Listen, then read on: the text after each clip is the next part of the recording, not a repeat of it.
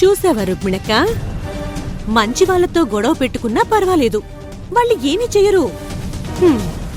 కాని చెడ్డ వాళ్ళతో గొడవ పెట్టుకుంటే ఇదిగో ఇలాగే ఉంటుంది.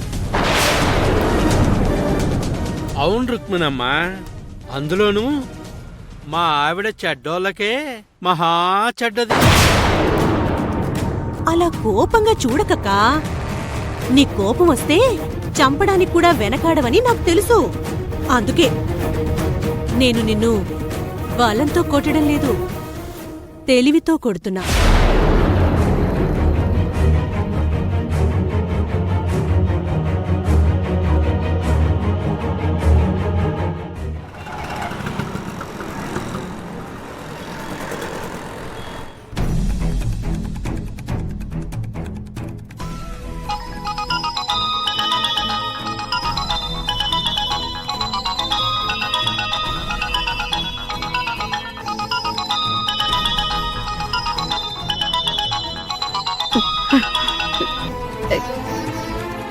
కావేరి, ఎలా ఉన్నావమ్మా?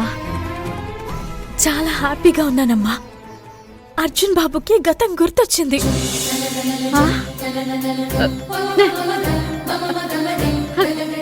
నిజంగానా బిడ్డ? ఎంత చల్లని మాట చెప్పావు. అమ్మా, నేను నమ్మిన అమ్మవారు నన్నెప్పటికీ వదలదు. సరైన టైంలో అర్జున్ బాబుకి అన్నీ గుర్తొచ్చేశాయి. కావేరి, ఫోన్ ఒకసారి లైవ్. అత్తయ్య, ఇప్పటి వరకు ఏం జరిగినా నాకు తెలియకుండా జరిగింది.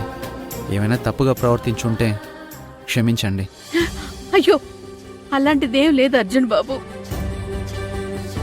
నీకు మళ్ళీ అన్ని గుర్తుకొచ్చేసాయి, నాకంతే చాలు. అత్తయ్య, నేను కావేరి మీ ఇంటికి వస్తున్నా. తప్పకుండా రండి అర్జున్ బాబు. అమ్మా, ఒకసారి ఫోన్ స్నేహకివ్వు. విషయం తెలిస్తే తను చాలా సంతోషిస్తుంది. ఇప్పుడున్న పరిస్థితిలో తను సంతోషించదు బిడ్డ. నువ్వు బాధపడేలా ఏదో ఒకటి అంటుంది, నువ్వు బాధపడతావు. తను లోపల పనిలో ఉంది బిడ్డ. నేను చెప్తానులే ఈ విషయం. సరే అమ్మా, ఉంటాను బిడ్డ. అర్జున్ బాబు, మన విషయం తెలిస్తే స్నేహ, బావ ఎంతో సంతోషపడతారు. నిజమే కావేరి, వాళ్ళు మనకి ఎప్పుడూ సపోర్ట్గానే ఉన్నారు.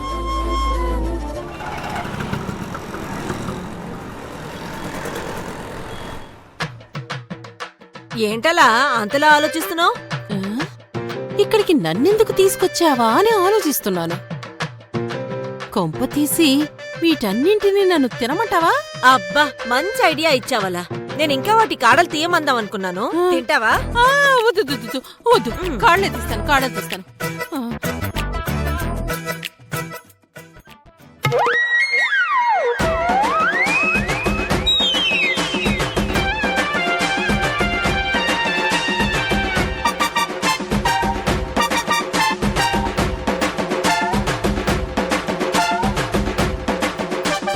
యమజా, ఇప్పుడు చెప్తానే నీ సంగతి.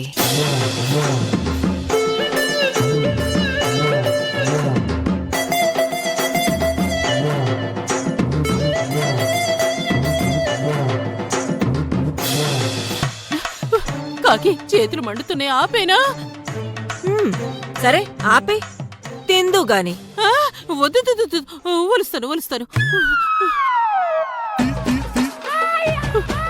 కొంచెం ఊదవా? ఊదుకుంటానులే.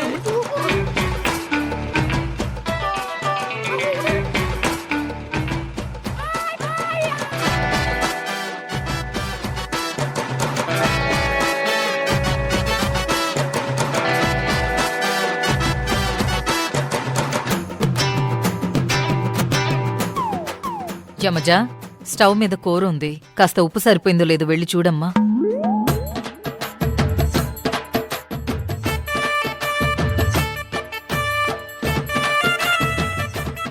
కానివ్వు.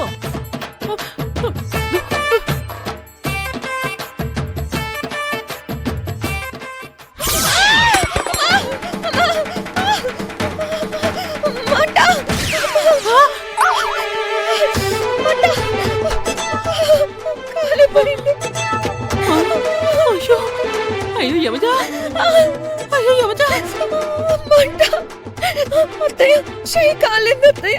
అవునా మరి ఆ రోజు అర్జున్కి చేయి కాల్తే ఏమీ కాదన్నట్టు ప్రవర్తించావు. పైగా కావేరి మందు రాస్తే నానా గొడవ చేశావు. ఏంటి అమ్మజా, ఆయింట్మెంట్ ఏమన్నా కావాలా?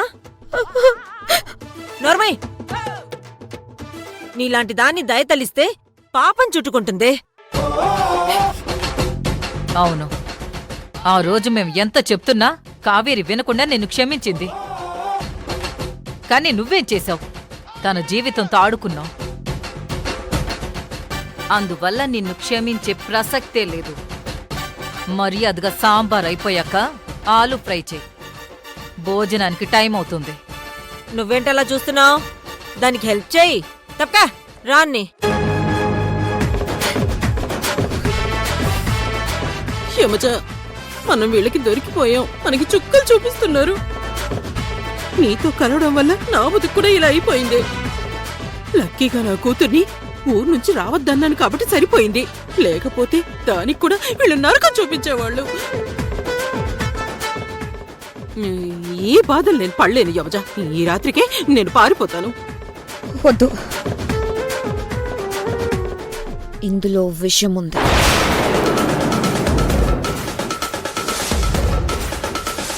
దీంతో వాళ్ళందర్నీ పైలోకానికి పంపిస్తాను.